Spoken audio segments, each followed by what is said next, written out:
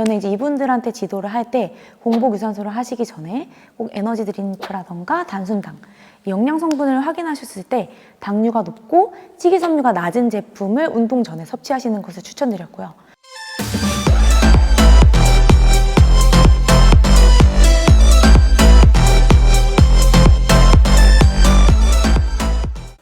안녕하세요, 은비입니다. 오늘은 저한테 지난번에 유산소 관련된 영상에서 많은 분들이 질문을 주셨던 공복 유산소에 대해서 컨텐츠로 다뤄보고자 합니다. 공복 유산소라고 하면 가장 빠르게 체중을 감량하는 방법으로 알려져 있죠. 많은 사람들이 살을 최대한 빨리 빼고 싶어 하기 때문에 그만큼 공복 유산소에 대해서 관심이 많으실 거예요. 이 공복 유산소는 얼마나 효과가 있는지 제가 실제로 지도하고 있는 온라인 클래스 회원님들과 함께 공복 유산소를 해봤거든요. 저희 온라인 PT 회원님들의 이제 후기를 빌어서 경험적으로 얘기를 해보자면, 저는 이제 이분들한테 지도를 할 때 공복 유산소를 하시기 전에 꼭 에너지 드링크라던가 단순당, 영양 성분을 확인하셨을 때 당류가 높고 식이섬유가 낮은 제품을 운동 전에 섭취하시는 것을 추천드렸고요. 그 후에 1시간 이내에 공복 유산소를 마치는 것을 지도했습니다. 1시간 이내에 공복 유산소를 마쳐달라고 말씀을 드렸어요. 그 결과 이제 인바디를 보시면 알겠지만 저희 회원님들이 최대한 근손실 없이 체지방을 감량한 걸 보실 수 있을 거예요. 유튜브에서 공복 유산소라고 검색을 해보시면 알겠지만 공복 유산소를 통해서 10일 만에 많게는 7kg까지 감량했다고 하는 분들을 보실 수가 있을 거예요. 그만큼 공복 유산소는 감량 속도가 빠릅니다. 저도 실제로 지금 대회 준비를 하면서 공복 유산소를 아침에 2시간, 최대 2시간까지 타고 있는데요. 빠르게 살이 빠지고 있습니다. 그럼 공복 운동이 살이 빨리 빠지는 이유, 그리고 근손실 최대한 없이 공복 유산소를 타는 방법, 제가 지금부터 말씀드려 보도록 하겠습니다. 공복 운동이 살이 빨리 빠지는 이유는 뭘까요? 여기서 잠깐 짚고 넘어가자면 공복은 10시간, 거의 8시간에서 10시간 정도는 체내에 음식물이 들어오지 않은 상태를 말해요. 공복 운동이 살이 빨리 빠지는 이유는 크게 2가지로 나눌 수 있습니다. 첫 번째로는 호르몬 분비 때문이에요. 공복 상태에서는 인슐린 수치가 낮고 성장 호르몬과 테스토스테론 수치가 높기 때문에 지방 현소에 효과적이라고 할 수 있습니다. 둘째, 공복 상태에서는 체내의 글리코겐 저장량이 낮기 때문에 지방이 에너지원으로 사용됩니다. 탄수화물은 에너지를 간과 근육의 글리코겐으로 저장을 하게 되는데요. 여러분들이 잠을 자고 일어났을 때 체내에 있는 간과 근육에 저장된 글리코겐 함유량이 낮아져 있는 상태예요. 왜냐하면 체내 체온이나 기초적인 대사를 위해서 자는 동안에도 에너지를 사용하기 때문입니다. 이렇게 자는 동안 에너지를 소모하고 나서 아침에 일어나게 되면 우리 몸에서는 대부분의 글리코겐을 소진한 상태인 거예요. 그래서 여러분들이 공복 유산소를 타게 되면 탄수화물 대신, 고갈된 글리코겐 대신에 지방을 사용해서 에너지원으로 활용하게 되는 거죠. 이게 공복 유산소가 체지방을 태운다고 설명하는 원리입니다. 아침에 일어났을 때는 몸에 저장된 탄수화물이 고갈된 상태이기 때문에 지방을 사용하는 거죠. 그리고 특히 내장 지방이 많이 사용된다고 할 수 있어요. 하지만 공복 운동을 저는 회원님들한테 처음부터 권하진 않아요. 왜냐하면 공복 운동이 가지고 있는 단점 때문인데요. 공복 운동의 단점은 첫 번째로 많이들 알고 있다시피 근손실입니다. 여러분들이 공복 운동을 대부분 하시는 아침 6시부터 10시까지는 코티졸이라는 호르몬이 가장 많이 분비되는 시점이에요. 코티졸이라는 물질은 근육을 분해하는 효과가 있기 때문에 우리가 이 코티졸이 분비되는 시기에 공복 운동, 또 웨이트를 하게 되면 근육 분해를 가속화시킬 수 있다는 거죠. 또 공복 유산소로 지방을 연소시키고 나서는 지방 다음으로 단백질이 사용될 수가 있어요. 우리 몸에서는 탄수화물이나 지방 같은 에너지원이 부족하게 되면 근육에 있는 단백질을 분해해서 사용을 하게 되는데요. 근육에 있는 알라닌을 퍼다가 포도당으로 변환해서 사용하게 되고 이 과정에서 근손실이 일어날 수 있다는 거예요. 현재 제가 공복 유산소를 탐에 있어서도 저는 어느 정도 근손실을 감안하고 마음을 먹고 공복 유산소를 타고 있는 거예요. 사실 이거는 사람의 체형이나 체질에 따라 다르다고 볼 수 있어요.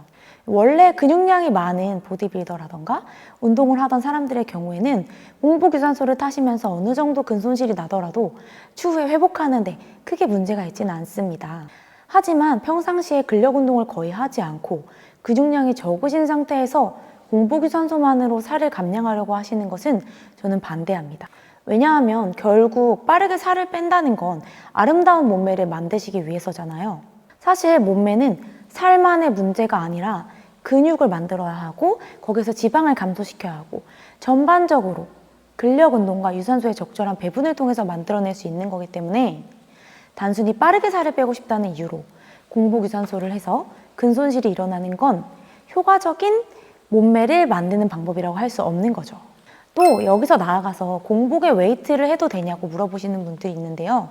공복 웨이트는 저는 추천드리지 않습니다. 아까 말씀드렸듯이 아침에는 글리코겐이 적고 코티졸 분비가 높은 시기예요. 코티졸이라는 근육을 분해하는 이화 호르몬의 분비가 높은 시기가 아침이기 때문에 아침에는 근력 운동을 하는 것이 그리 효율적이지 않고요. 더더군다나 공복 운동을 하시면서 근력 운동을 한다는 것은 좋은 방법이 아닙니다. 두 번째로 공복 운동에 반대하는 이유는요. 지방의 불완전한 연소로 인한 부작용 때문이에요. 우리 몸의 지방은 탄수화물이 있어야 완전하게 연소가 될 수 있습니다. 탄소와 산소가 결합해야 지방이 완전하게 연소가 되는 거죠. 만약에 탄수화물이 없다면 지방이 불완전하게 연소돼서 케톤체가 생성될 수가 있어요. 이 케톤체가 과다하게 축적이 되면 입이 마르고 몸이 산성화되고 구취가 난다던가 어지럼증 등의 증상을 느끼실 수가 있어요. 따라서 건강을 위해서도 장기적으로 봤을 때에는 공복 유산소는 그렇게 추천드리지 않습니다. 하지만 그래도 나는 너무 빠르게 살을 빼야 할 일이 있다 이러실 수가 있잖아요. 그런 분들이 이 영상을 보실 거라고 저는 생각해요. 그분들에게는 가능한 최대한 내 몸의 근육을 지키면서 공복 유산소를 할 수 있는 방법을 알려드릴게요. 먼저 공복 운동을 하시는 시간이 중요해요. 저는 2시간 이상의 공복 운동은 추천드리지 않아요. 체내 글리코겐 저장량이 적은 상태에서 2시간 이상 근력 운동, 2시간 이상 유산소 운동을 하는 것은 근손실을 심하게 가져올 수 있기 때문이에요. 공복 운동을 하는데 근손실을 막고 싶다면 크게 2가지 방법이 있을 수 있어요. 첫 번째로는 빠르게 흡수되는 당원을 이용하는 방법이에요. 이 방법은 제가 예를 들어서 저는 회원님들이 아침에 공복 운동을 하시게 되면 과당이나 빠르게 흡수되는 단순당이 추천되어 있는 제품을 추천드렸어요. 에너지 드링크 같은 제품을 드시는 거죠. 이런 드링크가 없다면 저는 과당을 추천드리는데 과당은 인슐린을 분비하지 않으면서도 체내 혈당을 빠르게 높이는 효과가 있어요. 여기서 중요한 것은 인슐린을 분비하지 않는다는 거예요. 인슐린을 분비하지 않았을 때 근육을 만들 때 나오는 호르몬과 상충작용이 없기 때문입니다. 식이섬유가 포함되어 있지 않는 과당 주스를 활용하시는 것을 추천드린다는 거예요. 또 에너지 드링크도 굉장히 좋은 방법이긴 한데요. 다만 에너지 드링크를 운동하시면서 계속 섭취를 하시게 되면 지방을 태우고자 하는 공복 운동의 목적을 달성하기 어려우실 수가 있어요. 살을 빼고 싶은데 계속해서 운동을 하시면서 에너지를 넣게 되면 지방 대신에 이 에너지 드링크를 연료로 사용해서 운동을 하게 되는 거죠. 결국 스포츠 드링크를 에너지원으로 쓰고 지방을 태우지 않는 상태가 될 수 있다는 거예요.